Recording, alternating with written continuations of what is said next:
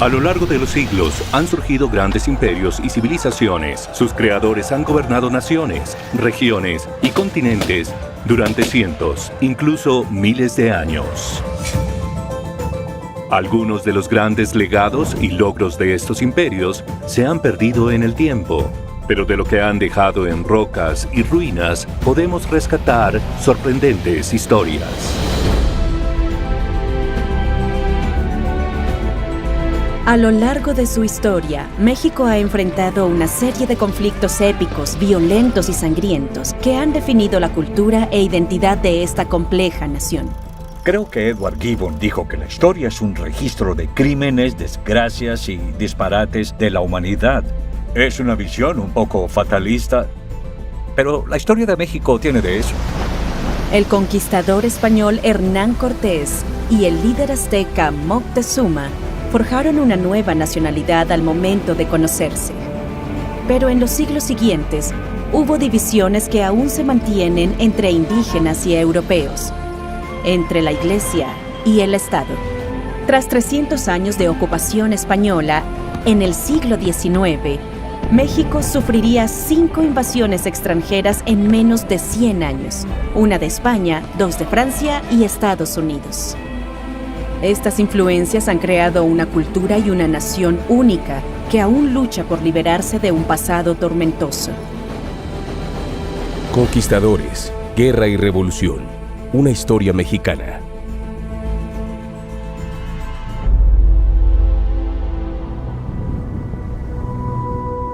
Episodio 1. La conquista española.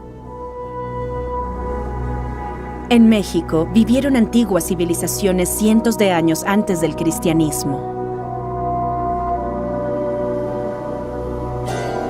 En Teotihuacán, a las afueras de Ciudad de México, surgió una ciudad de amplias avenidas y palacios en los tiempos de Cristo. Un total de más de 100,000 habitantes vivían alrededor de las enormes pirámides de El Sol y la Luna. La dinastía progresó durante casi un milenio. Su sistema de creencias perduró y fue aplicado por los aztecas durante siglos.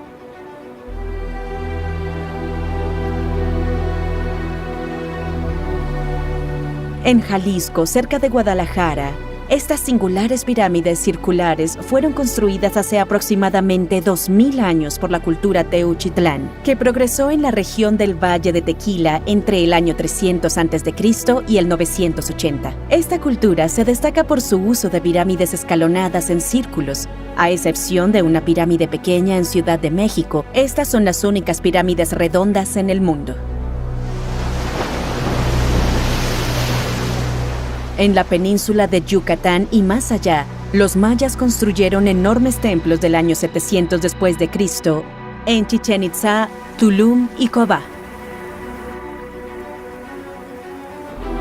Los mayas desarrollaron un sistema de escritura e ideas complejas en los campos de la astronomía y las matemáticas. En 1517 llegaron los primeros españoles a lo que hoy llamamos México, y lucharon con una de las muchas tribus indígenas descendientes de los mayas en la costa de Yucatán. De hecho, los españoles buscaban una ruta para llegar a Asia y creían haberla hallado. Estaban allí por Dios, gloria y oro. Querían propagar la fe, algunos, no todos. Gloria para ellos, prestigio, autoridad y oro. Estos dos grandes fragmentos de la humanidad separados por milenios, los que vivían en América y los que vivían en Eurasia. De repente se juntaron y no sabían que el otro existía. De repente en México y Perú colisionaron dos grupos, dos culturas que no sabían de dónde venían los otros ni qué hacían. Fue un momento importante en la historia humana. Por mucho tiempo no se percataron de que América era algo nuevo. Pensaban que estaban en Asia. Colón murió convencido de que había llegado a una parte de Asia. Los españoles también estaban poseídos por el espíritu de las cruzadas cristianas. El mismo Colón les dijo a los reyes de España de esa época, que eran Isabel y Fernando, que el objetivo final era conquistar Jerusalén. La mentalidad de los primeros años estaba basada en el legado de la época medieval. No había nada de progresismo, nada. Otra expedición española al mando de Hernán Cortés desembarcó cerca de Cozumel en febrero de 1519.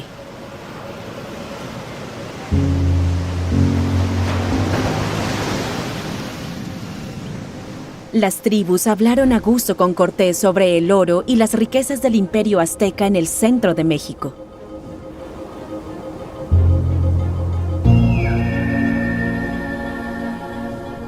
Dos meses después, un Viernes Santo de Pascua, Cortés llegó a la costa de Veracruz, lugar donde hoy en día está la ciudad.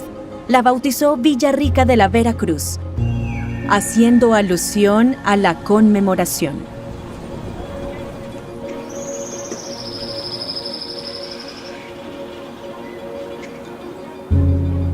Luego se trasladó a la costa de Antigua,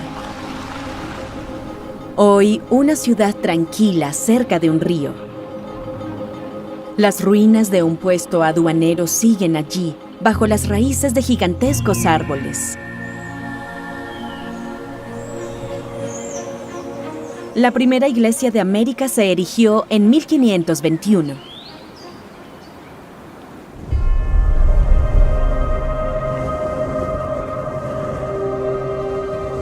Fue cerca de allí que Cortés tuvo su primer encuentro con una antigua civilización mesoamericana, los misteriosos Olmecas, la civilización mesoamericana más antigua. Construyeron su primer asentamiento en Veracruz cerca de 1200 a.C. Estos expertos artesanos de la piedra crearon esculturas gigantes, cabezas de rostros sombríos con cascos de hasta 3 metros de altura y pesando 20 toneladas. La cultura tradicional de Veracruz tuvo su apogeo aquí, 1500 años después, en zonas como El Tajín.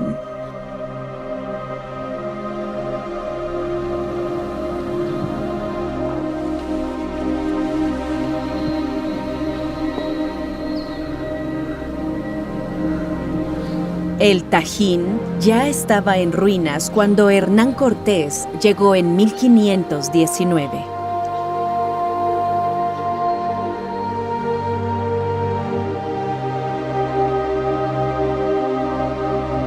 Fue cerca de Zempoala que Cortés se encontró por primera vez con la antigua civilización mesoamericana. Ellos eran los totonacas.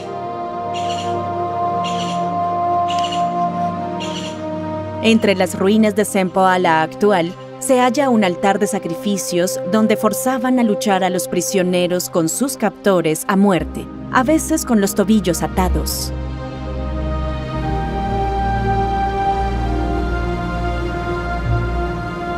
Cortés se hizo amigo de los totonacas y junto a ellos enfrentó a los aztecas, quienes ya los habían subyugado.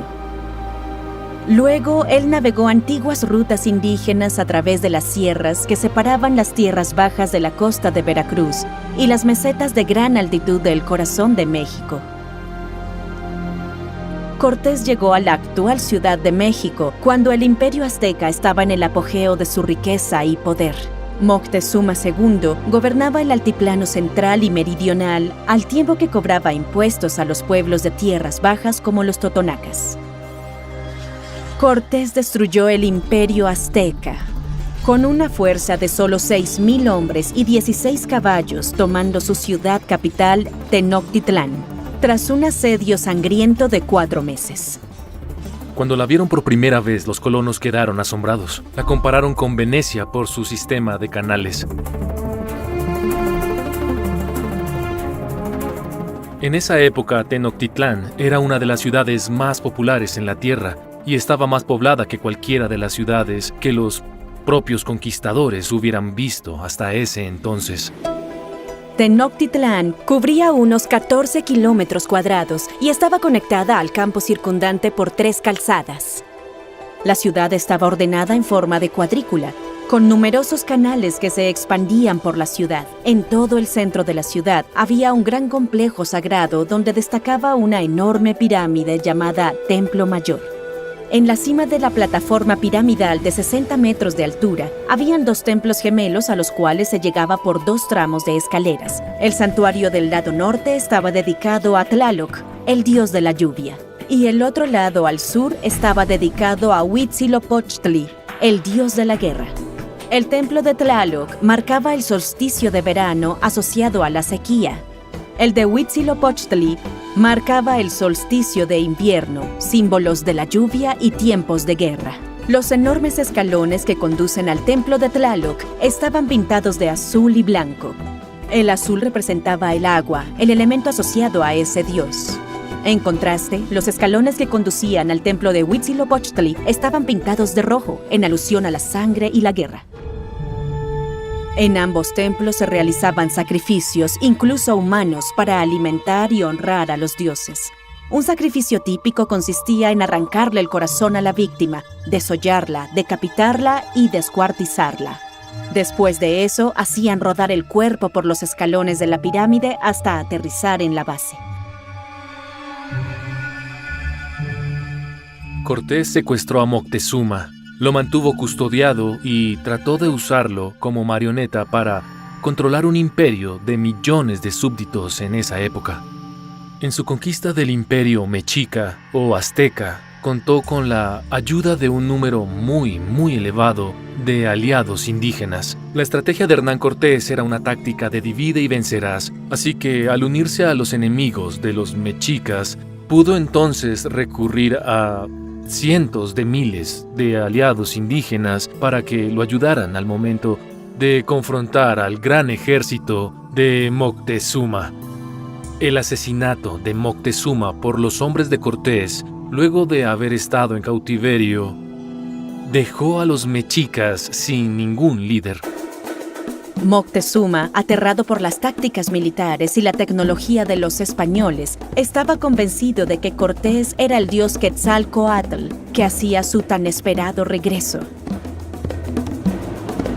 Al caer la capital azteca en 1521, todo el centro de México quedó a los pies del conquistador. El rey español Carlos V se apresuró a legitimar la victoriosa expedición pirata de Cortés y ordenó la conversión forzosa al cristianismo de la nueva colonia, que se llamaría Nueva España.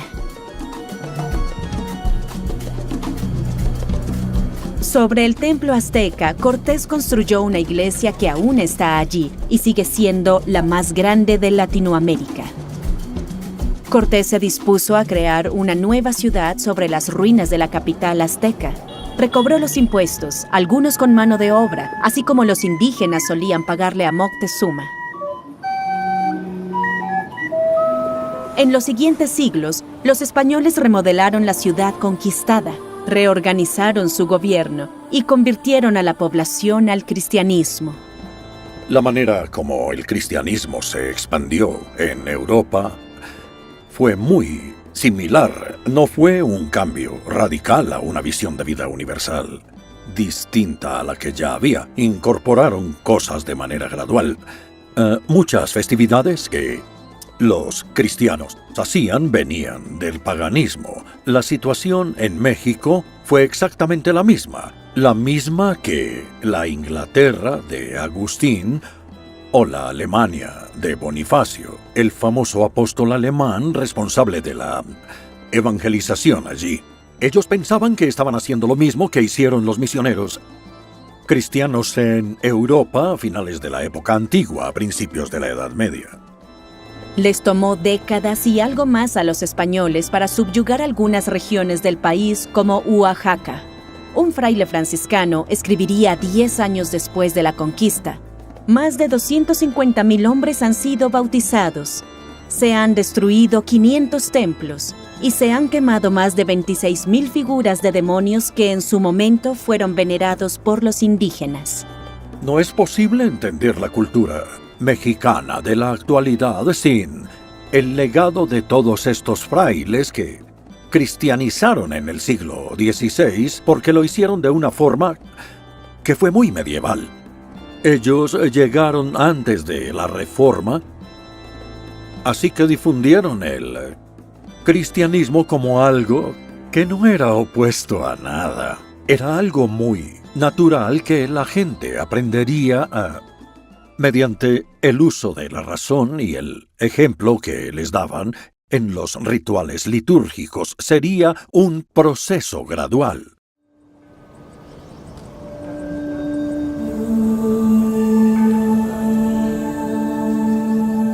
En las décadas posteriores a la conquista, Veracruz se estableció como la entrada principal entre México y el mundo exterior, y así siguió siendo durante 400 años. Invasores, colonizadores, sacerdotes, gobernantes entrantes y salientes, migrantes, esclavos y la plata entraban y salían por allí primero. Con el tiempo, la primera atracción sería este lugar, la fortaleza de San Juan de Ulúa. Una construcción de carbón y ladrillo con incrustaciones de piedra que ha perdurado por más de 500 años. Su estratégica ubicación en un istmo le permitió proteger el puerto y ahuyentar a los invasores y piratas. Se decía que quien controlaba la fortaleza también controlaba a México. Juan Ortiz, de la Universidad Veracruzana, ha estudiado la fortaleza y su historia. Ahora la fortaleza ya es parte de la ciudad, pero en ese tiempo no. Y era difícil huir de la fortaleza por la cantidad de tiburones que merodeaban la isla de San Juan de Ulúa. Por lo tanto, no fácilmente se podían escapar. Aunque sí lo intentaban, pero muchos morían devorados por los tiburones.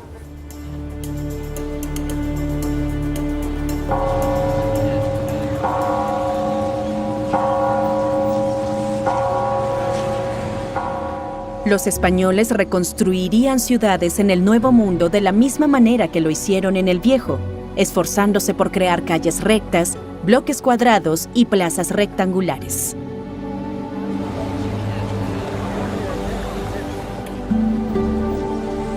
En esta zona colonial cerca a Ciudad de México, formaron nuevas ciudades como Morelia, una de las primeras ciudades en Nueva España.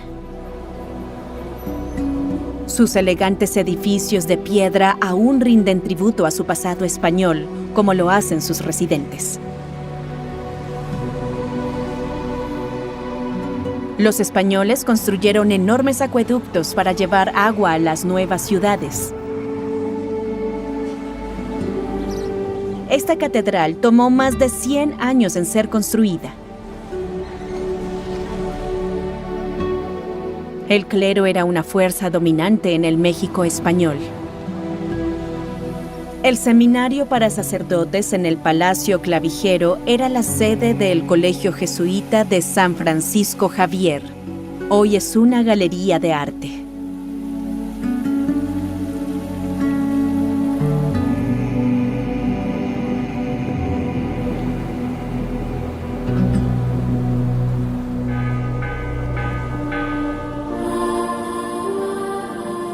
Uno de los monasterios jesuitas más importantes era este en Tepotzotlán, a las afueras de Ciudad de México.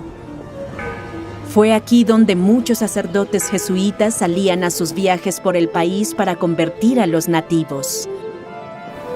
La iglesia de San Francisco Javier tiene una de las fachadas más espectaculares de todo México. Dentro del amplio monasterio contiguo, los novicios se reunían en una capilla frente a ese altar bastante decorado por si llegaban a enfrentar dudas sobre su fe.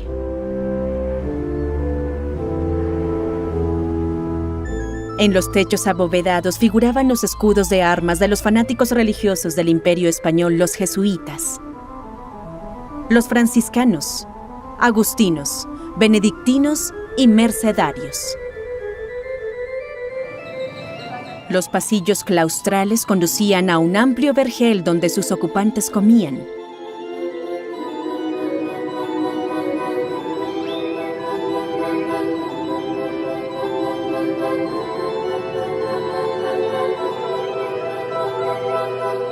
En el monasterio aún se conserva una extraordinaria colección de arte religiosa y colonial que representa la vida en la Nueva España.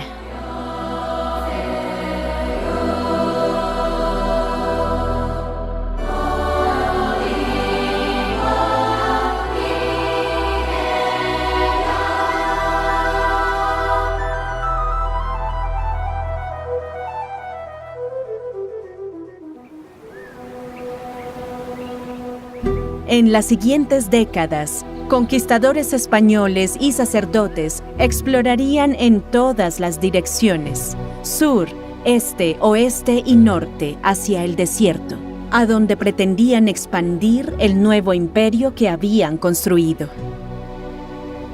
La reputación de los conquistadores se vio muy afectada, pero olvidamos su admirable longevidad en términos de resistencia humana. Se trata de un gran logro, es algo que debemos tratar de comprender. Sí, es decir, dejar atrás los prejuicios que hemos adquirido por historias de nacionalismo y por el legado conocido como la leyenda negra, que es propaganda contra España a finales del siglo XVI.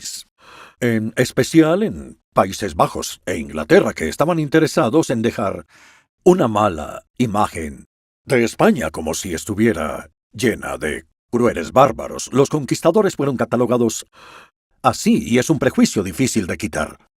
Pero creo que el papel de los historiadores es tratar de meterse en la mentalidad de esa gente y es lo que intento hacer. No es una tarea para nada fácil porque muchos alzan las cejas y piensan que soy un fascista, un criptofascista, porque me gustaría entenderlo si no lo ven de buena manera. Deberían ser condenados sin más. Algo en lo que debemos enfatizar es que los primeros 100 años del colonialismo español, la población indígena fue diezmada por las enfermedades europeas, pero también debido a la explotación y la guerra.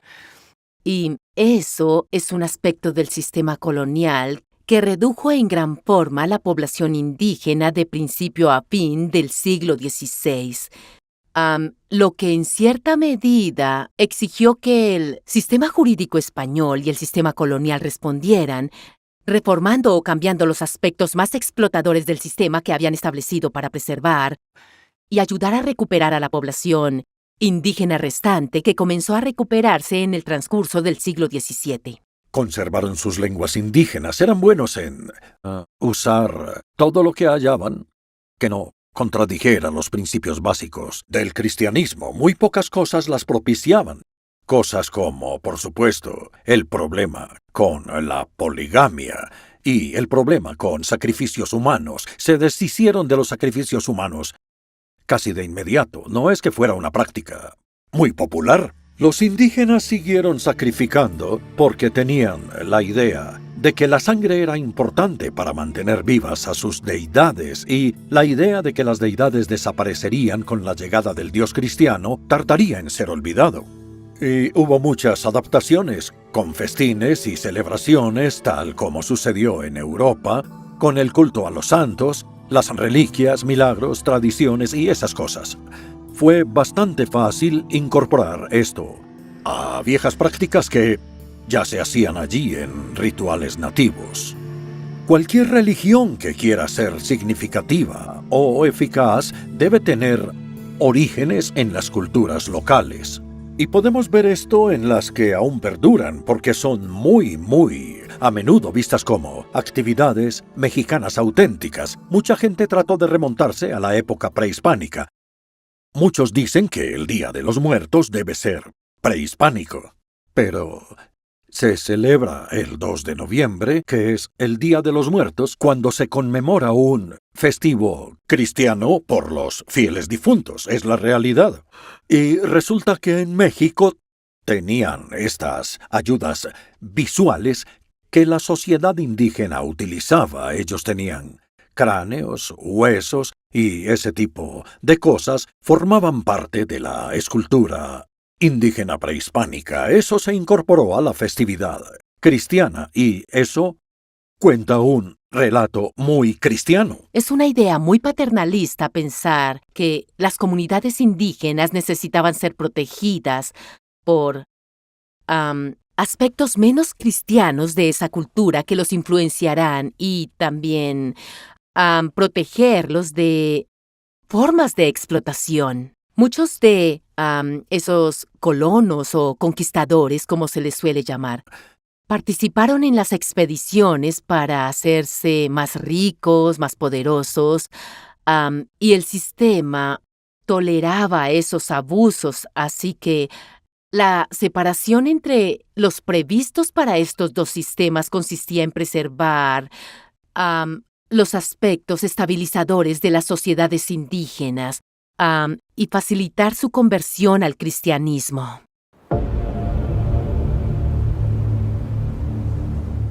El hallazgo de plata en Zacatecas, a mediados del siglo XVI, estimuló a los colonos a explotar las minas. La minería de la plata se convirtió en el motor de la economía de Nueva España y enriqueció a la madre patria, y también transformó la economía global. Estas enormes minas produjeron gran parte de la plata del mundo por más de 250 años.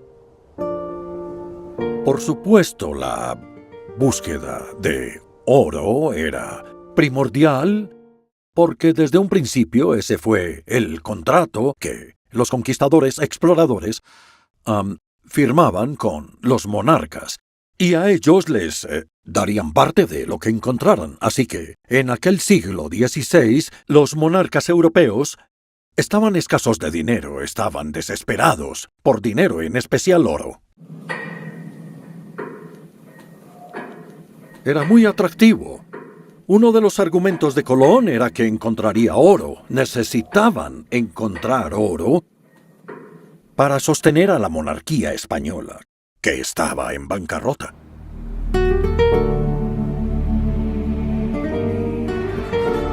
La plata se convirtió en el núcleo y el alma del México colonial del siglo XIX. Los pueblos indígenas utilizaban metales en bruto antes de la conquista española, pero había una explotación sistemática de estos. Entre 1540 y 1550, cuando estas minas ya operaban, la inmensa cantidad de riqueza que producían era para la época incalculable.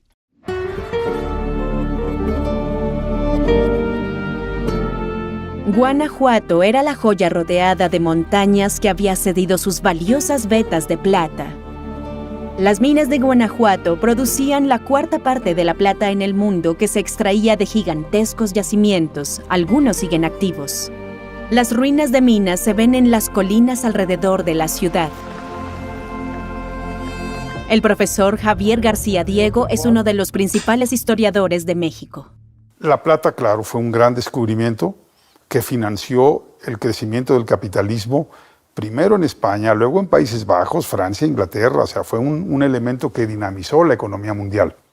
Europa Occidental, en particular, sufría una escasez de medios de cambio y tenía una gran necesidad de oro y plata, especialmente porque se podía experimentar un desequilibrio comercial con todo el Oriente. México se convirtió en el mayor productor de plata en el siglo XVIII y por eso fue un factor clave en la economía internacional.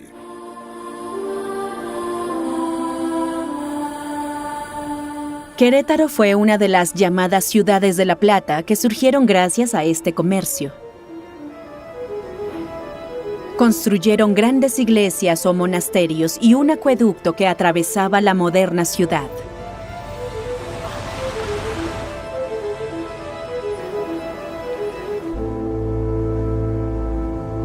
San Miguel Allende, que tomaría su nombre de un héroe de la independencia mexicana en el siglo XIX, es hoy un célebre destino para turistas culturales de Estados Unidos y Europa.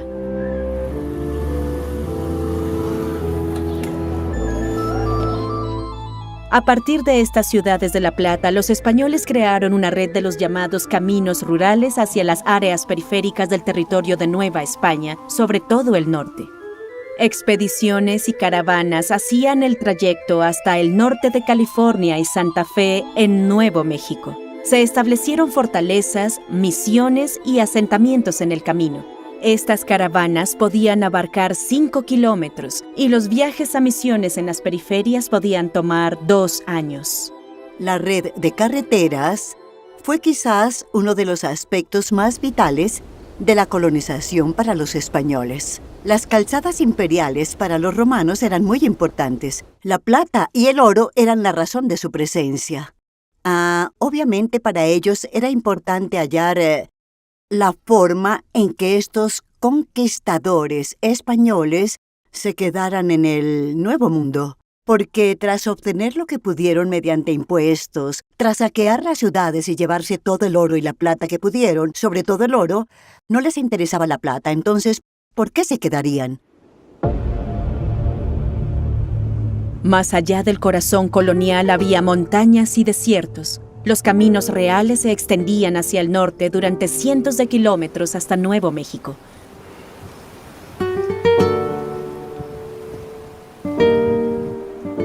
En estas tierras periféricas, los españoles construyeron puentes en lugares como Olesco.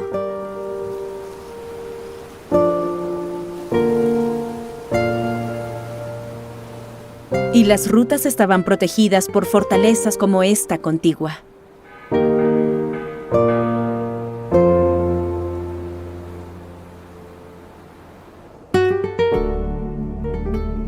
Los españoles establecieron sistemas de control social, incluyendo un complejo sistema de castas. A lo largo de los 300 años de colonialismo, si nacías en México o incluso en otro país, formabas parte de una casta, y eso quedaba anotado en los registros parroquiales. Todo el sistema social, en términos de donde te encontraras en él, era descrito efectivamente por un sistema jerárquico de castas con los esclavos africanos que estaban en el último lugar y los indios después de ellos. Y los mestizos, después, mestizo es una mezcla de indígenas y españoles. Luego los criollos, que eran los mexicanos blancos o los americanos nacidos en América, en las Américas, y en la cúspide estaban los llamados españoles europeos, los europeos, y ese era el sistema. Y pertenecer a esta casta en particular confería ciertos derechos, pero también ciertas limitaciones cuanto más bajo se estaba.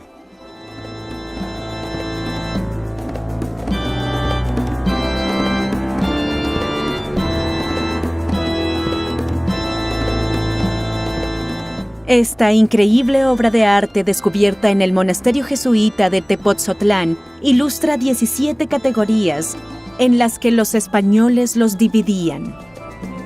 Los mestizos tenían padres españoles e indígenas.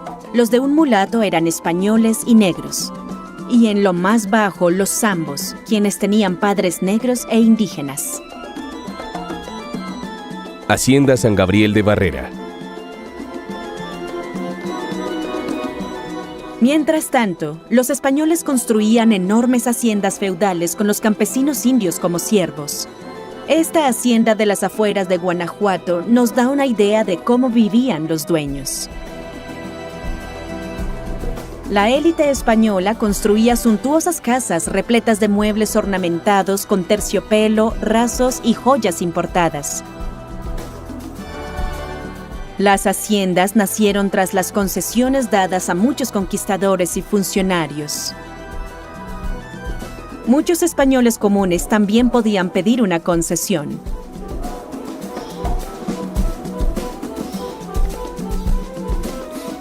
Se cree que el sistema se estableció cuando la corona española concedió a Hernán Cortés el título de Marqués del Valle de Oaxaca en 1529. La hacienda de Cortés aún existe. El botín del oro y la plata hicieron de España el país más próspero de Europa. Durante los 3 siglos de dominio colonial, la corona española nombró 361 virreyes para gobernar la joya de su imperio latinoamericano.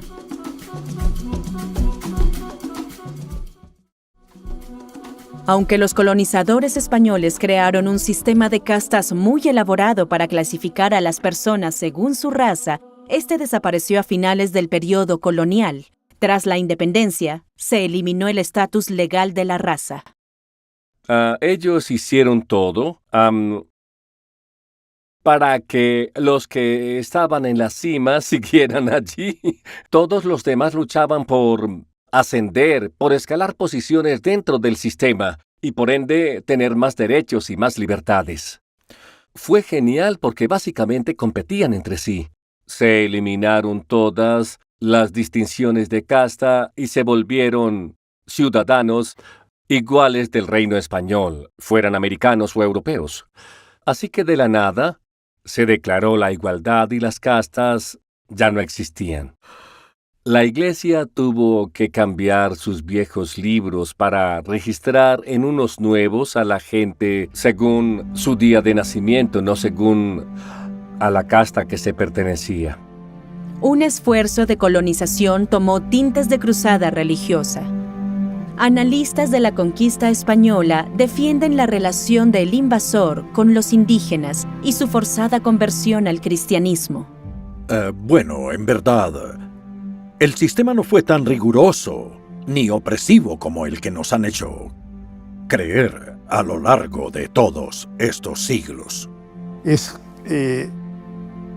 que para muchas de las comunidades indígenas, por ejemplo, tlaxcaltecas, zapotecas, cholultecas, la presencia de los conquistadores españoles era menos severa que el dominio azteca. O sea, para ellos, estar sojuzgados por los españoles era prácticamente lo mismo o incluso menos que haber sido sojuzgados por los aztecas. El periodo colonial, una vez terminada la conquista, fue pacífico. Hubo algunas rebeliones, pero no muy grandes. No hasta las guerras de la independencia, que volvieron a ser guerras realmente grandes. Pero antes de eso, frailes franciscanos y agustinianos convirtieron a millones de indígenas al cristianismo. Sin embargo, la zona norte de México, una región de poblaciones indígenas, nómadas y seminómadas, aún no estaba densamente poblada. Conquistadores, exploradores y sacerdotes españoles habían explorado estas vastas tierras desérticas del norte.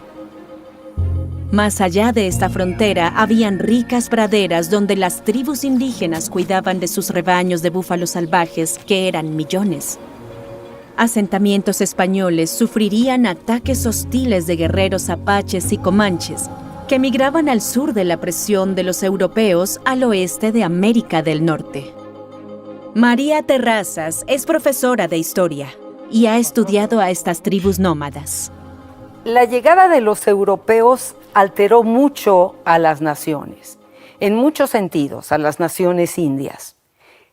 Al introducir el caballo y las armas de fuego, revolucionan esas sociedades, porque la posibilidad de esas naciones de controlar teniendo caballos se multiplica, ¿sí? Y teniendo armas de fuego. España nunca tuvo el control de las fronteras del norte, pero construyeron presidios en estos puestos remotos en el desierto. Una cadena de 18 presidios cerca de Janos en el norte defendía las tierras fronterizas. A menudo se construían junto a las misiones. Misión de San Javier del Bac, Arizona. Esta es la misión de San Javier del Bac, la más antigua que hay en Estados Unidos, al sur de Tucson, Arizona, a 80 kilómetros de la frontera con México. Fundada por jesuitas que también habían fundado docenas de otras en el desierto de Sonora. Construyeron esta en Tumacacori, a finales del siglo XVII. Su líder, el padre Quino, fue al valle de Santa Rita y se hizo amigo de la tribu local. El plan era convertir estos puestos en comunidades cristianas autosustentables, protegidas por tropas españolas. Los asentamientos ahuyentaron a los apaches por siglos. Y también comento que los apaches están siendo empujados por los comanches, que han bajado del norte, ¿sí? Y son ambas culturas guerreras. Entonces, unos y otros comercian porque también se dan relaciones comerciales con angloamericanos, con mexicanos, pero también bajan y saquean. Se llevan ganado mayor, vacas y reses, caballos, mujeres y niños. ¿Sí? ¿Qué hacen con las mujeres y con los niños? Piden recompensa o los esclavizan, los usan como trabajo no pagado, ¿no?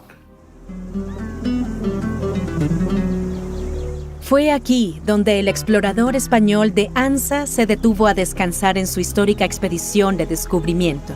Seguiría los ríos y las aguas, pero también atravesaría el desierto para llegar finalmente a California.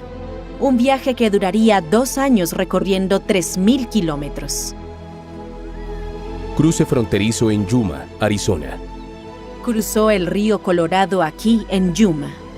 La tribu indígena llamada Yuma, que controlaba el acceso a Colorado, cerraría este cruce por décadas, por lo que las expediciones a California debían hacerse por la costa del Pacífico, en un viaje que tomaba 2 meses. Esa rebelión convirtió a California en una isla y a Arizona en un callejón sin salida. Las conexiones por tierra no fueron posibles durante décadas. Las guerras indígenas en esta área durarían más de 300 años. Comanches y apaches serían un hostil enemigo para mexicanos y estadounidenses hasta finales del siglo XIX. Son culturas guerreras, yo así lo entiendo. Son culturas guerreras y el honor en una cultura guerrera tiene que ver con mostrar fuerza, con mostrar heroísmo, con mostrar arrojo, ¿no? Y con vengar si se ha matado, o se ha herido, o se ha robado a la comunidad. Tenían ritos nocturnos, danzas, bebidas embriagantes, cantos, antes de hacer un ataque. Al igual que en el desierto de Sonora, los españoles construyeron una cadena de misiones más al norte. A partir de 1769, construyeron 21 misiones en la actual California a lo largo de su propio Camino Real. Estas misiones también se construyeron en un esfuerzo por excluir las crecientes reclamaciones británicas y rusas sobre el territorio. Las fronteras estaban muy bien protegidas, aunque de nada serviría ante la llegada de españoles y futuros ejércitos mexicanos con sus mercenarios, junto a un gran número de irlandeses que se unieron a sus hermanos católicos para defender y promover la fe. Había conexiones entre Irlanda y un gobierno que dirigía sobre España y un gobierno debido a su catolicismo compartido, pero pienso que también tenía mucho que ver con cómo operaba la red de comercio del Imperio Español y también los mercenarios irlandeses ganaron reputación internacional por ser grandes luchadores. Y cuando en España trataban de proteger las fronteras territoriales de su imperio, sobre todo en la zona periférica del norte de México y otras áreas de Sudamérica, y de las ambiciones de Gran Bretaña, Francia, Estados Unidos, y varias comunidades indígenas a menudo se buscaban a los irlandeses como fuertes líderes militares para dotar de personal a todas esas guarniciones.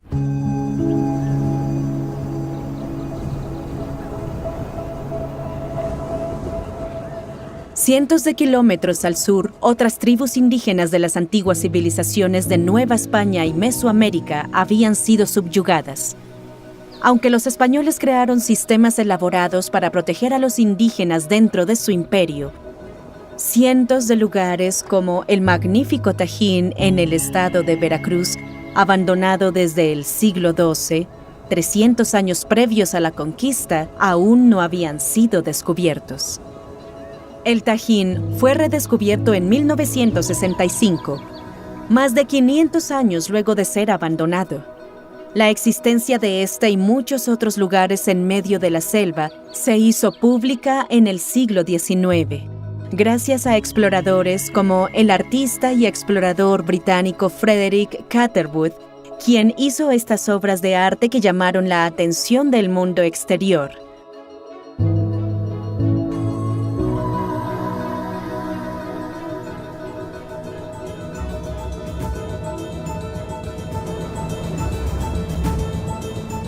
A comienzos del siglo XIX, España perdía el dominio de las fronteras del norte y el corazón de su imperio mexicano, al igual que en todas sus colonias en América Latina. En 1808, Napoleón invadió España, destituyó al rey y coronó a su hermano José Bonaparte. Para muchos en Nueva España, ser leales a Francia no era una opción. El paso lógico era rebelarse. España quedaría expuesta mientras México luchaba por su independencia. La Guerra de Independencia duraría más de 10 años. Tras lograr la independencia, México emergería en medio del caos.